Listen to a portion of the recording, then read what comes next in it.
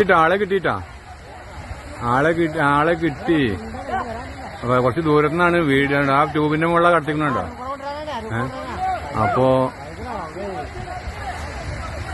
വീട് ഇതാവണോ? 1-2 പിടിയായിട്ട് വിട്ടുതരാം. ശ്വാസം കൊടുക്കാം. എവിടെ മണിക്കൂറായില്ലേ?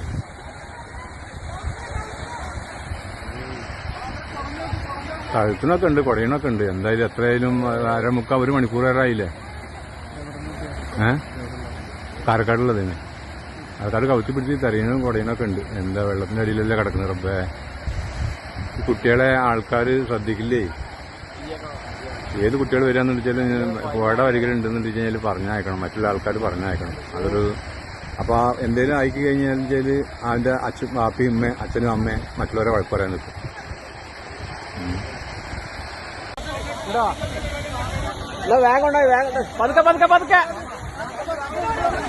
എന്തായാലും വണ്ടി വന്നിട്ടുണ്ട്. അപ്പോൾ കൊണ്ടുപോകുന്നുണ്ട്, അവർ ഹോസ്പിറ്റലിൽ കൊണ്ടുപോകുന്നുണ്ട്.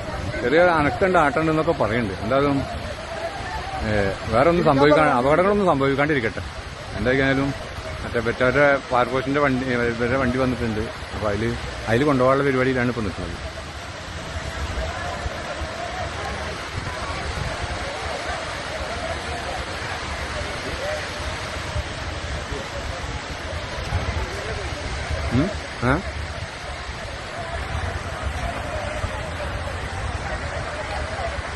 ഇവിടെ ഞാനൊക്കെ വരുമ്പോൾ ഒരു 6-7 ആളും മാത്രമേ ഉള്ളൂ. പിന്നെ ബാക്കിയുള്ള ആൾക്കാരൊക്കെ ഇതൊക്കെ അറിഞ്ഞിട്ട് ഓരോരുത്തരും വന്നു പെട്ടുള്ളതാണ്.